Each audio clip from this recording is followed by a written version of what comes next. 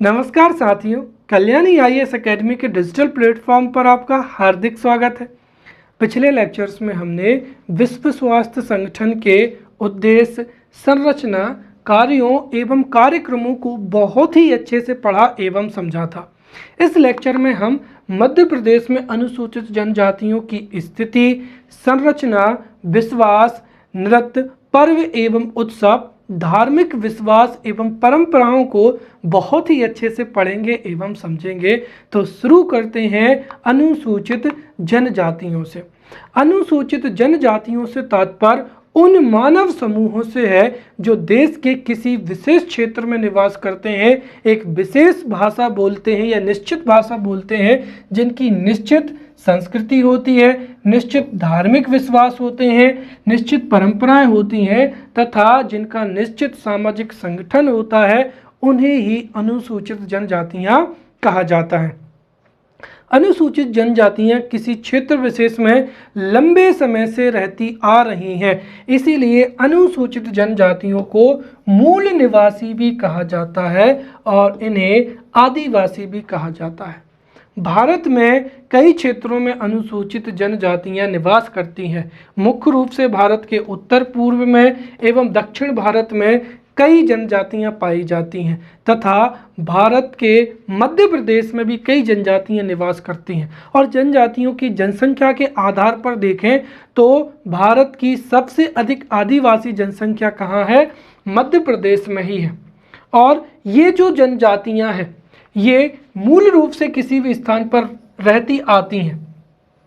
अगर हम देखें तो हमारे देश में ये जो जनजातियां हैं वो आर्यों के आगमन के 1500 BC से पहले से ही भारत में रहती आ रही हैं। और जैसे जैसे हमारे देश में प्रगति हो रही है वैसे वैसे वन क्षेत्र में कमी हो रही है और कई अन्य कारणों की वजह से ये जो जनसंख्याएं हैं, ये जो आदिवासी जनजातियां हैं, इनको विस्थापित किया जा रहा है। तो भारत में जो विस्थापित वर्ग है उसमें 55% जो नागरिक हैं वो इन्हीं अनुसूचित जनजातियों के हैं। तो इस तरीके से जो अनुसूचित जनजातियां हैं वो मूल निवासी हैं, जिनकी निश्चित भाषा होती है, संस्कृति होती है, धार्मिक विश्वास, परंपराएं होती हैं। राइट। अब हम यहाँ पर जनजातियों के बारे में विशेष तथ्यों को पढ़ेंगे। राइट। हो सकता है ये 3 नंबर में या 5 नंबर में पूछा जा सकता है। तो अनुसूचित जनजातियों के कुछ विशेष तथ्यों में सबसे पहला हो जाएगा कि अनुसूचित जनजातियां भौगोलिक अलगाव की गुण रखती हैं, अर्थात भौगोलिक रूप से अन्य लोगों से या देश के अन्य नागरिकों से ये अलगाव का गुण रखती हैं। इसीलिए ये जनजातियां अधिकतर जो नदी किनारे हैं या वन क्षेत्र हैं उनमें निवास करती हैं तथा आम लोगों से इनका जो मेल मिलाप है वो बहुत ही कम होता है। तो अनुसूचित जनजातियों में भौगोलिक अलगाव का गुण होता है, साथ ही ये कुछ आदिम विशेषताओं के संकेत भी इन जनजातियों में देखने को मिलते हैं। साथ ही जो अनुसूचित जनजातियों का जीवन है वो पारंपरिक होता है। इनकी जीवन पद्धति काफ़ी प्राचीन है, पारंपरिक जीवन पद्धति है। साथ ही आजीविका के साधन भी पारंपरिक है। ये मुख्य रूप से प्रकृति पर अपनी आजीविका के लिए, अपने भोजन के लिए प्रकृति पर ही निर्भर होते हैं। इनकी विशेष भाषा होती है, विशेष रीति रिवाज होते हैं, परंपराएं होती हैं, धार्मिक मत होते हैं और इनकी अलग अलग कलाएं होती हैं। साथ ही इनकी जो संस्कृति है ये काफ़ी प्राचीन संस्कृति भी है। साथ ही वर्तमान समय में चूंकि ये भौगोलिक अलगाव होती हैं, इसलिए हमारे वर्तमान क्षेत्र में जो भी तकनीकी शिक्षा के क्षेत्र में, स्वास्थ्य के क्षेत्र में या जो भी तकनीकी विकास हुआ है उनसे ये जनजातियां आज तक अनभिज्ञ हैं। फलस्वरूप ये शैक्षणिक रूप से एवं इनमें आर्थिक विकास का अभाव भी पाया जाता है। भारत में अगर हम जनजातियों की बात करें तो बोडो, चकमा, नागा, संथाल, गोंड, भील, बैगा इत्यादि जो जनजातियां हैं ये भारत में पाई जाती हैं।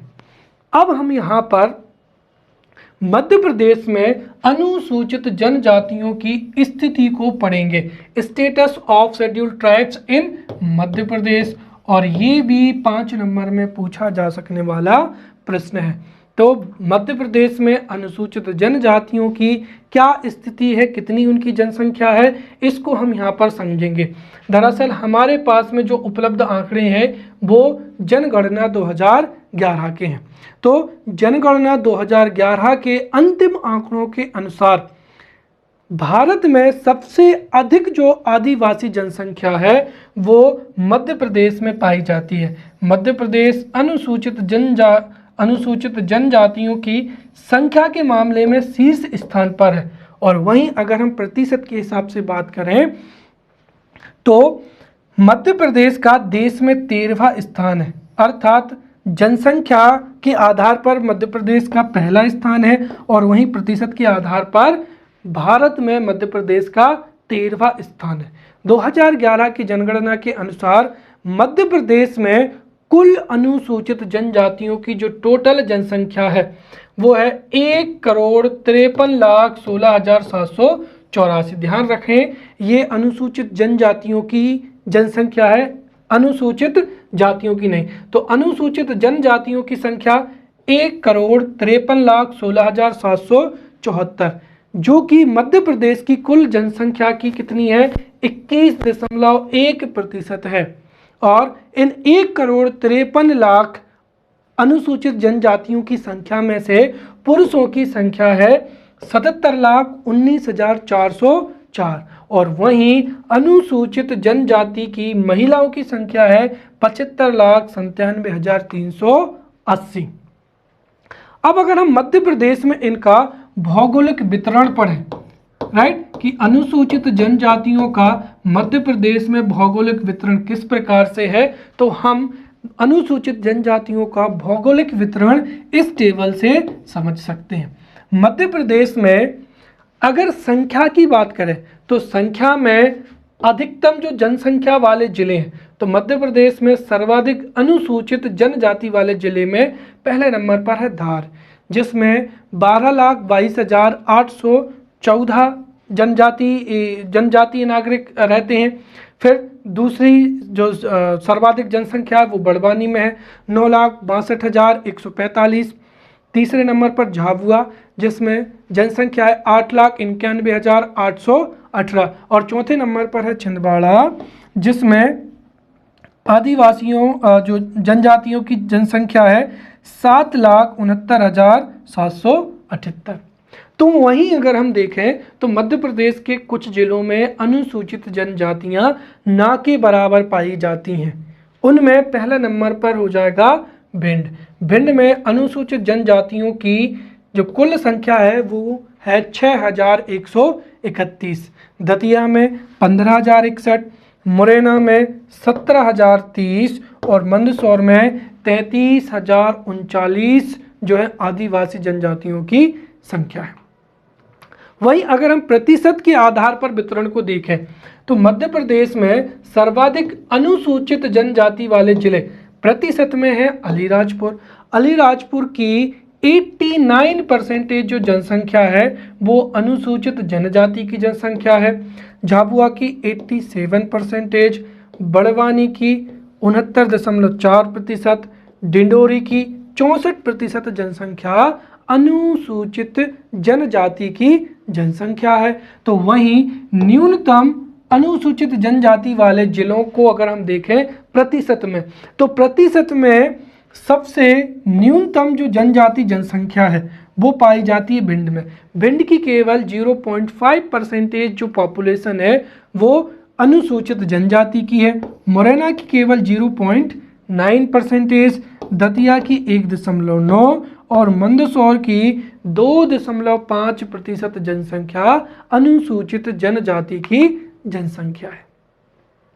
अब हम यहाँ पर दरअसल मैं आपको कुछ बताना चाहूँगा कि यहाँ पर हम हर एक जनजाति को, जैसे मध्य प्रदेश में जो जितनी भी जनजातियाँ पाई जाती हैं, राइट, भील हो, गोंड हो, सहरिया हो, संथाल हो, राइट, उरांव हो, उनकी सामाजिक संरचना, उनके नृत्य, उनके त्यौहार, विश्वास, परंपराएं, उन सब जनजातियों को हम जो हैं अलग अलग करके भी पढ़ेंगे। लेकिन हो सकता है कि परीक्षा में 5 नंबर में ही पूछ लिया जाए कि अनुसूचित जनजातियों की सामाजिक संरचना पर लिखिए, राइट। तो हमें कम से कम पता तो होना चाहिए कि मध्य प्रदेश में जितनी भी जनजातियां पाई जाती हैं, अगर समग्र रूप से देखें तो उनकी सामाजिक संरचना कैसी होती है, उनमें कौन कौन से नृत्य होते हैं, परंपराएं होते हैं। तो इस वजह से जो हमारा आज का टॉपिक है, हम यहाँ पर दरअसल जनजातियों को समझने का प्रयास करेंगे, उनकी सामाजिक संरचना को प्रयास करेंगे। फिर आने वाले लेक्चर्स में हम अलग अलग जनजातियों के जो सामाजिक विचार हैं, उनकी स्थिति, वो मध्य प्रदेश के किन क्षेत्रों में पाई जाती हैं, उनको एक एक करके पढ़ेंगे। तो हम पहले समझते हैं अनुसूचित जनजातियों की सामाजिक संरचना, और ये भी 5 नंबर में जो है पूछे जाने वाला प्रश्न है, या 11 नंबर में भी पूछा जा सकता है, राइट। तो अनुसूचित जनजातियां किसी भी क्षेत्र विशेष में लंबे समय से रहती आ रही हैं, उनकी सामाजिक संरचना अलग ही होती है, और उस सामाजिक संरचना को हम निम्न बिंदुओं से समझ सकते हैं। सबसे पहला क्या हो जाएगा, उपजातियां हो जाएगा। तो मध्य प्रदेश में पाई जाने वाली प्रत्येक जनजाति की व्यवसाय एवं निवास आदि के आधार पर कुछ उपजातियां होती हैं। उदाहरण के तौर पर जो भील जनजाति है, उसकी उपजाति है उमड़ी, मदबी, पुजारा एवं कोटवार हो जाएगा। वहीं गौड़ जनजाति की भी उपजातियां हैं, तो गौड़ की जो उपजाति अगरिया है, प्रधान है, ओझा है, राजगोंड आदि। तो प्रत्येक जनजाति कई उपजातियों में बटी होती है। इसके साथ ही जनजाति में कुछ वर्ग भी पाए जाते हैं, जैसे गौड़ में पटेल वर्ग हो जाएगा, तड़बी जो है भीलों में तड़बी भील हो जाएंगे, पटेल भील हो जाएंगे, पुजारा, कोटवार इत्यादि। तो जो भीलों की जो सामाजिक संरचना है, उसमें पहली क्या हो जाएगी, उपजातियां। प्रत्येक जनजाति उपजातियों में बटी होती है। दूसरा है इनका खान पान, राइट। भीलों का खान पान एवं रहन सहन पूरी तरीके से अलग होता है, और कई जनजातियां शाकाहारी होती हैं, तो कई जनजातियां मांसाहारी होती हैं। कई जनजातियां प्रकृति के जो फल फूल हैं या स्थानीय जो पौधे हैं उनका सेवन करती हैं, तो कई जनजातियां मांसाहारी होती हैं, तो कई जनजातियां दोनों होते हैं, राइट। इसके साथ ही समग्र रूप से देखें तो लगभग हर जनजाति में शराब का जो सेवन किया जाता है। सामाजिक संरचना में अगला हो जाएगा यहाँ पर आवास। तो प्रत्येक जनजाति अपनी आजीविका की सुविधा के लिए किसी विशेष स्थान पर रहती है, राइट। और इसीलिए प्रत्येक जनजाति एक अपने आवास के लिए एक विशिष्ट स्थान का चयन करती है, और ये मुख्य रूप से जंगल, पहाड़ी क्षेत्र हो जाएंगे, नदी किनारे के आसपास रहना पसंद करते हैं, और वहीं पर ये अपनी घर बनाते हैं और गांव को भी बसाते हैं। जो जनजातियां होती हैं, इनके घर मुख्य रूप से छोटे होते हैं, झोपड़ी नुमा होते हैं, तथा मिट्टी व घास फूस के बने हुए होते हैं, तथा प्रत्येक जनजाति में अपने घर का या अपने निवास स्थान का या अपने गांव का भी अलग अलग नाम होता है। उदाहरण के तौर पर जो भील जनजाति है, भील जनजाति अपने निवास स्थान को फाल्या कहते हैं, तथा उनके घरों को कू कहा जाता है। फिर सामाजिक संरचना में अगला हो जाएगा रहन सहन, राइट। प्रत्येक जो जनजाति है उसका विशिष्ट रहन सहन होता है, वो विशिष्ट प्रकार के कपड़े आभूषणों को पहनते हैं। उदाहरण के तौर पर अगर पुरुष एवं स्त्री की बात करें तो दोनों के वस्त्र एवं आभूषण क्या होंगे, अलग अलग होंगे। जो जनजातीय पुरुष होते हैं वो अपने सिर पर पगड़ी पहनते हैं, बड़ी बांधते हैं, कमीज पहनते हैं एवं धोती पहनते हैं। तो वहीं जो जनजाति महिलाएं होती हैं वो घाघरा पहनती हैं, ओढ़नी, साड़ी एवं अंगरखा आदि पहनती हैं। साथ ही ये जो जनजातीय लोग होते हैं ये रंग प्रिय भी होते हैं, राइट, एवं आभूषण भी प्रिय होते हैं। इसीलिए अगर हम देखें तो जो अनुसूचित जनजाति महिलाएं होती हैं वो अपने शरीर पर कई टैटू बनवाती हैं, ये टैटू गुदवाती हैं, तथा विभिन्न प्रकार के जो अंग रखा हैं, राइट, उनको पहनती हैं। फिर परिवार व्यवस्था हो जाएगी। सामाजिक संरचना में आदिवासी जनजातियों की एक विशिष्ट परिवार व्यवस्था होती है। इनमें जो पारिवारिक व्यवस्था है वो पितृसत्तात्मक होती है। लेकिन अगर हम देखें तो भारत के आम क्षेत्रों में समाज पितृसत्तात्मक है और आदिवासियों में, लेकिन हमारे समाज में महिलाओं को बहुत ही निम्न स्थान दिया गया है। महिलाओं के साथ में भेदभाव होता है। लेकिन आदिवासियों में भले ही पारिवारिक व्यवस्था पितृसत्तात्मक होती है, लेकिन महिलाओं को जनजातियों में बराबर का दर्जा दिया गया है। वहीं परिवार व्यवस्था में एकल परिवार एवं संयुक्त दोनों परिवार व्यवस्था पाई जाती है। परिवार व्यवस्था में चाहे एकल परिवार हो या संयुक्त परिवार हो, घर का जो सबसे बड़ा सदस्य होता है वही परिवार का मुखिया होता है और उसके फैसले सभी लोगों को मानने होते हैं। फिर हो जाएगी यहाँ पर गोत्र व्यवस्था। तो जनजातियों में भी गोत्र व्यवस्था पाई जाती है और जनजातियों की जो गोत्र है या गोत्रों के नाम है वो विशेषकर पशु पक्षियों एवं वनस्पतियों के नाम पर होते हैं, राइट। और पशु पक्षी एवं वनस्पतियों के नाम पर प्रत्येक जनजाति के अपने अलग अलग जो टोटमीय गोत्र होते हैं, राइट। फिर हो जाएगी ग्राम व्यवस्था, राइट। तो सामाजिक संरचना में जनजातियों की सबसे जो यूनिक बॉडी होती है वो होती है ग्राम व्यवस्था, राइट। तो सामाजिक संरचना में ग्राम व्यवस्था जनजातियों की एक प्रमुख संरचना होती है, राइट। और सभी जनजातियां जहां पर रहती हैं, राइट, उनको मिलाकर ही गांव का निर्माण होता है और गांव के संचालन के लिए ग्राम व्यवस्था पाई जाती है, राइट। और उसी से गांव का क्या होता है, प्रशासन चलता है। गांव का एक मुखिया होता है और इन जनजातियों में जो भी विवाद होता है, लड़ाई झगड़े होते हैं, उन सभी विवादों का निपटारा उस गांव के मुखिया के द्वारा होता है और सभी गांव वालों को अपनी मुखिया की बात माननी भी पड़ती है। इसके अलावा भी ग्राम व्यवस्था में कई अन्य और पद होते हैं, जैसे कोटवार हो जाएगा, पटेल हो जाएगा, जो कि अलग अलग कार्यों को संपादित करते हैं, राइट। इसके साथ ही जो मैक्सिमम केसेस होते हैं या मैक्सिमम जो भी विवाद होते हैं, जो भी मामले होते हैं, उनका निपटारा गांव की पंचायत द्वारा ही किया जाता है। कहने का तात्पर्य ये हुआ कि ग्राम व्यवस्था में सभी ग्रामवासी ही जो है व्यवस्थापिका के रूप में, कार्यपालिका के रूप में एवं न्यायपालिका के रूप में कार्य करते हैं और इसी ग्राम व्यवस्था से गांव के संचालन के जो नियम हैं वो तय होते हैं, मामलों का निपटारा होता है और महत्वपूर्ण फैसले भी इसी व्यवस्था से लिए जाते हैं, राइट। अब यहाँ पर दूसरा बिंदु हो जाएगा अनुसूचित जनजातियों के रीति रिवाज और क्या हो जाएंगी, मान्यताएं हो जाएंगी।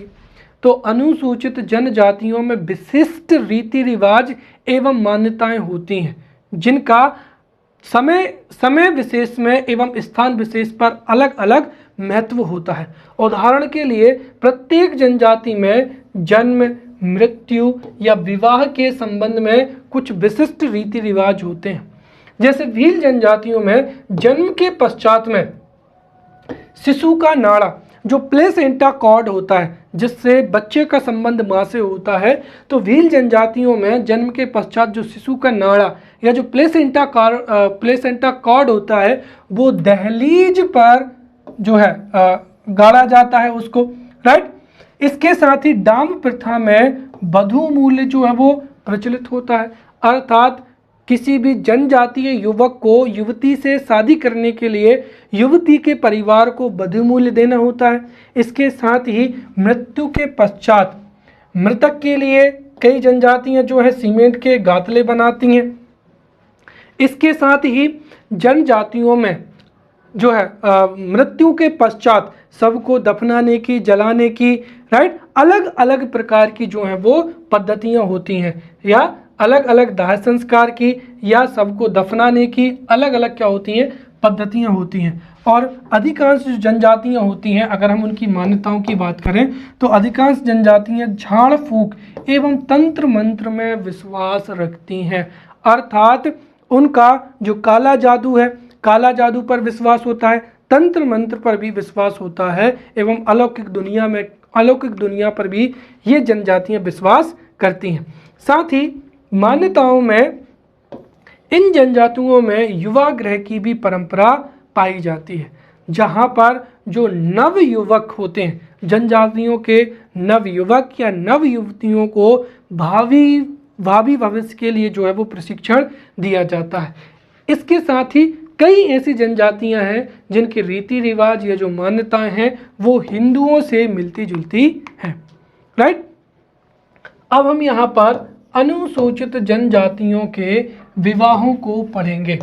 दरअसल हमने हमारी यूनिट 4 थी, राइट, यूनिट 4 में हमने अनुसूचित जो जनजातियां, राइट, अनुसूचित जनजातियों में जो विवाह की पद्धतियां हैं या जीवन साथी को जो चुनने की विधियां थी उनको बहुत ही अच्छे से पढ़ा था। राइट, हमने देखा था कि जो जनजातियां हैं उनमें कई प्रकार की विवाह पद्धतियां होती हैं, जैसे ममेरे फिफोरे विवाह हो जाएंगे, अर्थात इस विवाह पद्धति में मामा एवं बुआ के जो बच्चे हैं वो आपस में शादी कर सकते हैं, जिसको ममेरे फुफेरे विवाह कहते हैं, जिसको हमारे यहाँ पर दूध लौटावा विवाह भी कहा जाता है।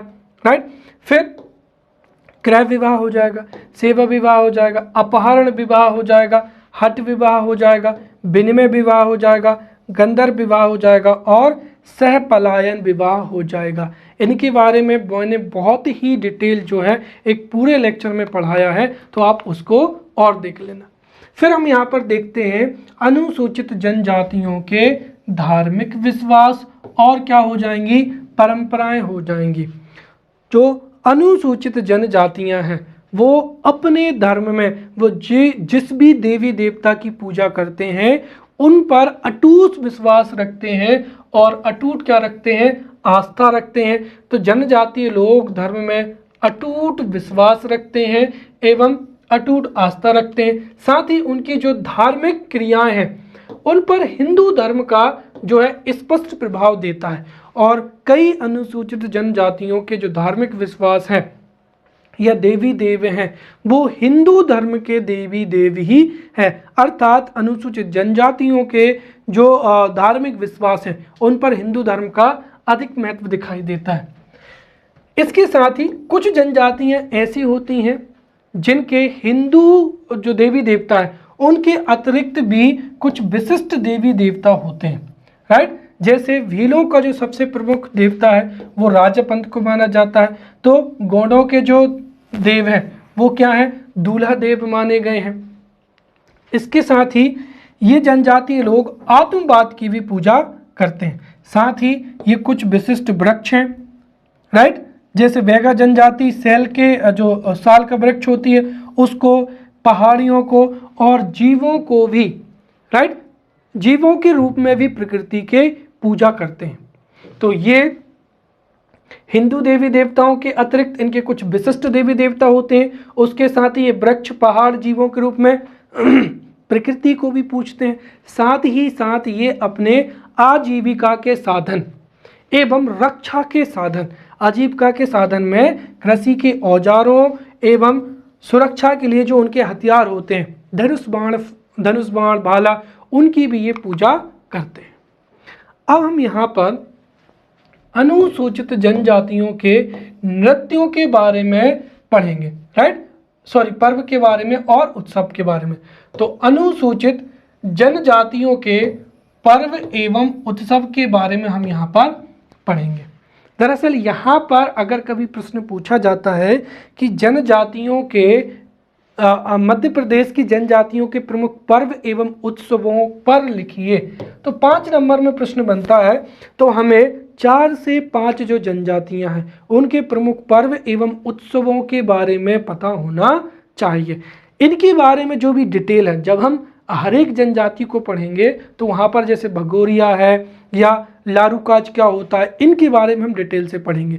तो फिलहाल में अनुसूचित जनजातियों के जो पर्व एवं उत्सव हैं उनमें जैसे अगर हम भील जनजाति की देखें तो भील जनजाति का जो पर्व है उत्सव है वो भगोरिया है, राइट। भगोरिया जो भीलों का एक नृत्य भी है, पर्व भी है, राइट। फिर गुलालिया हो जाएगा, गोल गधेड़ो हो जाएगा, राइट, उजाड़िया हो जाएगा और गल। वहीं गौड़ जनजाति की बात करें तो गौड़ जनजाति का उत्सव हो जाएगा मड़ई, राइट, लारूकाज हो जाएगा और नवाखानी हो जाएगा। फिर बैगा जनजाति के जो प्रमुख पर्व या उत्सव हैं वो है रस नवा और रातोना। फिर भारिया के बिदरी, पूजा, नवाखानी, जवाज। कोल जनजाति के तीज, नवदुर्गा, होली, रामनवमी, दशहरा। कोरकू जनजाति के गुड़ी पड़वा, आखा तीज, डोडवली, फिरौती, पोला, देव दशहरा। फिर सहरिया के दशहरा, होली, दिवाली, नवरात्रि, मकर संक्रांति। बंजारी जनजातियों में गणगौर, दशहरा, दिवाली, होली। और खेरवार की अनंत चतुर्दशी एवं क्या हो जाएगा, होली और नवरात्रि। तो अनुसूचित जनजातियों के पर्व और उत्सव ये हमने यहाँ पर पढ़ लिए हैं। एक और चीज़, ये टॉपिक जो है हमारे सिलेबस में 2-3 जगह रिपीट हुआ है। इनके बारे में प्रशांत सर ने भी आपको जो यूनिट पेपर 1, राइट, पेपर 1 में जो मध्य प्रदेश की जो जनजातियां हैं, मध्य प्रदेश की जो कला एवं संस्कृति है, तो कला एवं संस्कृति में भी प्रशांत सर ने भी आपको इनके बारे में बहुत अच्छे से समझाया है, राइट। और मैं भी आपको आगे जाकर जो है समझाऊंगा, राइट। फिर अनुसूचित जनजातियों के नृत्य। तो अनुसूचित जनजातियों में प्रत्येक जनजाति में विशेष अवसर पर एक विशेष प्रकार का नृत्य किया जाता है, जिनको अगर हम समझें तो जैसे भीलों में कहरवा नृत्य होता है, टोडा नृत्य होता है, पड़वा और क्या हो जाएगा, दागला नृत्य हो जाएगा। फिर गोंड में कर्मा, सैला, बड़ौनी, बिरहा, सुआ, दीवानी और गोचो नृत्य। बैगा में रींडा नृत्य, कर्मा, परधौनी, सुआ, सैला, ददरिया और बिलमन नृत्य हो जाएगा, जिसको बलमन नृत्य भी कहा जाता है। फिर भगरिया में सैतम, सैला, भड़म और बिरहा। कोल का जो महत्वपूर्ण नृत्य है वो हो जाएगा दहका। वहीं सहरिया का लहंगी हो जाएगा या दुलदुल घोड़ी हो जाएगा या तेजाजी। फिर बंजारों का तलवार नृत्य, डंडा नृत्य, बेली और लहंगी नृत्य। खेरवार का कर्मा नृत्य हो जाएगा। उराव का सरहुल नृत्य हो जाएगा, गुड़िया और डंडा नाच हो जाएगा। फिर कोरकू का चटकोरा नृत्य और मुड़िया का छेरता एवं क्या हो जाएगा, गोर नृत्य हो जाएगा, राइट। अब हम अनुसूचित जनजातियों की अर्थव्यवस्था को समझेंगे और ये भी 5 नंबर में प्रश्न पूछा जा सकता है कि अनुसूचित जनजातियों की अर्थव्यवस्था कैसी होती है, बताइए। तो मध्य प्रदेश में जो जनजातियां हैं, मध्य प्रदेश में जनजातियों की एक निश्चित संरचना होती है, ये एक निश्चित क्षेत्र में होते हैं। साथ ही इनकी जीवन शैली भी पारंपरिक होती है तथा आजीविका के साधन भी पारंपरिक होते हैं। जनजातियां अपनी आजीविका के लिए या अर्थव्यवस्था, इनकी जो है अर्थव्यवस्था का मुख्य आधार कृषि होता है। तो आजीविका का या अर्थव्यवस्था का आधार कृषि होता है, परंतु संसाधनों में कमी की वजह से कृषि में उत्पादन भी कम होता है। इस वजह से ये कृषि की अतिरिक्त पशुपालन है या वनोपज एकत्रित करना, जैसे तेंदुपत्ता का एकत्रण करना, कई जड़ी बूटियों का संग्रह करना, राइट, तथा मजदूरी के जो कार्य हैं ये जनजातियां करती हैं।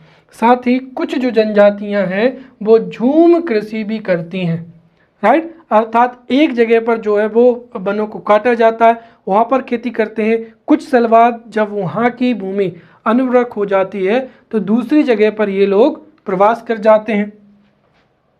फिर ये जो जनजातियां हैं इनके जो भी उत्सव होते हैं, राइट, इनके जो भी उत्सव होते हैं, विवाह उत्सव की हो या अन्य प्रतिवर्ष जो भी इनके धार्मिक उत्सव होते हैं, नृत्य होते हैं, राइट, तो इन उत्सव में ये अत्यधिक खर्च कर देते हैं और इनकी आय कैसी होती है, सीमित होती है। इस वजह से अधिकांश जो जनजातियां हैं उनमें ऋणग्रस्तता भी पाई जाती है, क्योंकि आय का साधन कम होता है और कोई भी उत्सव आता है तो आय से अधिक ये खर्च कर देते हैं, इसीलिए इनको ऋण लेना पड़ता है। और वर्तमान में अगर हम देखें तो इनकी स्थिति में धीरे धीरे जो है सुधार हो रहा है। सरकार भी इनकी आर्थिक स्थिति के उत्थान के लिए कई समस्याएं चला रही है। अब हम यहाँ पर अनुसूचित जनजातियों की जो समस्याएं हैं इसको पढ़ेंगे। ये भी 11 नंबर में पूछा जा सकता है कि मध्य प्रदेश में अनुसूचित जनजातियों को कौन कौन सी समस्याओं का सामना करना पड़ता है, लिखिए। तो हम यहाँ पर अनुसूचित जनजाति की जो समस्याएं हैं उनको एक एक करके समझेंगे। सबसे पहली चीज़ तो ये हो जाएगी कि अनुसूचित जनजातियों में संचार साधनों का अभाव पाया जाता है, इसीलिए 21वीं सदी में भी ये जो अनुसूचित जनजातियां हैं ये देश के अन्य नागरिकों से भौगोलिक अलगाव का गुण अभी भी रखती हैं, तो इनमें संचार साधनों का अभाव पाया जाता है। दूसरा, ये जनजातियां मुख्य रूप से पहाड़ी क्षेत्रों में, वन क्षेत्रों में, नदी के आसपास रहती हैं, राइट। इस वजह से इनके लिए ना तो पर्याप्त स्वास्थ्य सुविधाएं होती हैं और ना ही शिक्षा सुविधाएं होती हैं। इसके साथ ही इनमें अशिक्षा भी पाई जाती है और अशिक्षा के कारण जो लोक नियोजन है, राइट, एवं जो आधुनिक तकनीकी है उसका भी क्या होता है, कमी पाई जाती है। तो लोक नियोजन में कमी पाई जाती है, लोक नियोजन में कमी एवं आधुनिक जो तकनीकी है उसके प्रयोग से भी ये वंचित होते हैं। फिर उत्सवों में अधिक खर्च कर देते हैं, इसलिए ऋणग्रस्तता की जो समस्या इनमें पाई जाती है। फिर विभिन्न उद्योगों की स्थापना की वजह से, खनन कार्यों की वजह से, राइट, बांधों या नेशनल पार्कों की स्थापना की वजह से इनको विस्थापित किया जाता है। इसकी वजह से इनमें विस्थापन संबंधी कई समस्याएं भी पाई जाती हैं। फिर भूमि अधिग्रहण एवं पुनर्वास की समस्या भी पाई जाती हैं। जो विकास कार्य हैं उनकी वजह से जब इनको दूसरी जगह पर शिफ्ट किया जाता है तो वहाँ पर इनको दैनिक जीवन की जो सभी सुविधाएं हैं वो उपलब्ध नहीं होती हैं। फिर स्वास्थ्य सुविधाएं कम ही पाई जाती हैं और बाल विवाह के कारण भी स्वास्थ्य संबंधी कई समस्याएं पाई जाती हैं। फिर सामाजिक दृष्टि से देखें तो जनजातियों में वधू मूल्य बहुत ही अधिक होता है। यही कारण है कि जनजातियों में जो हठ विवाह है, राइट, या राक्षस विवाह है, इस तरीके की विवाह पद्धतियां भी प्रचलित हैं और स्त्रियों की स्थिति भी काफ़ी निम्न होती है। और जो युवा ग्रह हैं उनके भी पतन के कारण भी नित्य नई समस्याएं भी प्रकट हो रही हैं। फिर धार्मिक एवं भाषा संबंधी समस्याएं हो जाएंगी, तो कई धार्मिक समस्याएं हो जाएंगी और कई भाषा संबंधी समस्याएं होती हैं। ये जो सर्वमान्य एवं सर्व प्रचलित भाषाएं हैं, हिंदी हैं, अंग्रेजी हैं, उनसे भी अनभिज्ञ होती हैं या इनकी शिक्षा भी कम होती है। फिर इनकी आवास एवं परिस्थितियों से संबंधित भी समस्याएं होती हैं, क्योंकि इनके जो आवास स्थान है वो लकड़ी घास फूस मिट्टी के बने होते हैं, इसीलिए जो प्राकृतिक कठिन स्थितियां होती हैं जैसे ठंड होना या फिर बरसात होना, उसकी वजह से भी इनको कई समस्याओं से झेलना पड़ता है। साथ ही साथ वर्तमान समय में विकास कार्यों से वन क्षेत्रों में कमी आ रही है। साथ ही वन्य प्राणियों के संरक्षण के लिए भी वनों को अभ्यारण्य, नेशनल पार्क के रूप में परिवर्तित किया जा रहा है, जिस वजह से भी इनको अपनी आवास संबंधी कई समस्याओं का सामना करना पड़ रहा है। फिर अशिक्षा के अभाव में स्वास्थ्य जागरूकता भी नहीं होती है, इसीलिए ये कई बीमारियों से रोगग्रस्त भी रहते हैं। फिर चूंकि ये स्थानांतरित कृषि करते हैं, इसीलिए इनकी फसल की भी क्या होती है, अनिश्चितता होती है, अर्थात आजीविका के जो है संसाधन भी निश्चित नहीं होते हैं। फिर कृषि में कम पैदावार होना और खाद्य पदार्थों की अभाव की समस्याएं भी पाई जाती हैं। अब चूंकि हमने देखा है कि जनजातियों को मूल्यवासी भी कहा जाता है क्योंकि ये क्षेत्र विशेष में काफ़ी लंबे समय से रहते आ रहे हैं, फिर भी क्या कारण है कि आज भी जबकि हमारा देश और विज्ञान एवं तकनीकी इतनी आगे बढ़ गई है, फिर भी ये जनजातियां पिछड़ी हुई हैं। तो जनजातियों में पिछड़ेपन के अगर कुछ हम मूलभूत कारण देखें तो सबसे पहला तो क्या हो जाएगा, यहाँ पर ब्रिटिश नीतियां हो जाएंगी। दरअसल ब्रिटिश सरकार ने भारत पर लंबे समय तक शासन किया है और ब्रिटिश नीतियां दमनकारी नीतियां थीं और उनका मुख्य उद्देश्य था भारत के प्राकृतिक संसाधनों का दोहन करना और उससे जो भी लाभ होगा उसको उनके मूल देश तक पहुंचाना। इसीलिए जो ब्रिटिश दमनकारी एवं शोषणकारी नीतियां थी उनकी वजह से भारत के पर्वतीय क्षेत्रों में, वन क्षेत्रों में रहने वाली ये जो जनजातियां हैं ये समय के साथ में पछड़ती चली गई। दूसरा हो जाएगा यहाँ पर मध्यकालीन आक्रमणकारी।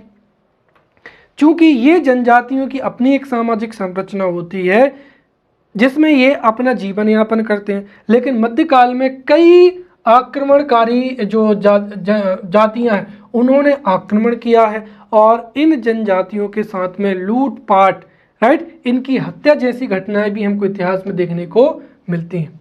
फिर वर्तमान समय में जो सरकारी तंत्र है वो भी इनके उत्थान में विफल रहा है क्योंकि ये जनजातियां उनके एक तरीके से हम कह सकते हैं वोट बैंक में सम्मिलित नहीं होती हैं या इन जनजातियों का जो राजनीतिक हिस्सेदारी है, राइट, चाहे वो हमारी विधानसभा हो, लोकसभा हो, तो इन जनजातियों का जो हिस्सेदारी वो भी कमी है। इस वजह से इनकी जो बात है वो भी स्पष्ट रूप से सरकार तक नहीं पहुंच पाती है और इनको अपेक्षित जो आर्थिक मदद है वो भी नहीं पहुंच पा रही है, जिसकी वजह से ये जनजातियां आज भी पिछड़ी स्थिति में या पिछड़ापन का शिकार है, राइट। तो ये थी यहाँ पर मध्य प्रदेश में जनजातियों से संबंधित महत्वपूर्ण जानकारी। अब अगले लेक्चर में मिलते हैं, तब तक के लिए धन्यवाद।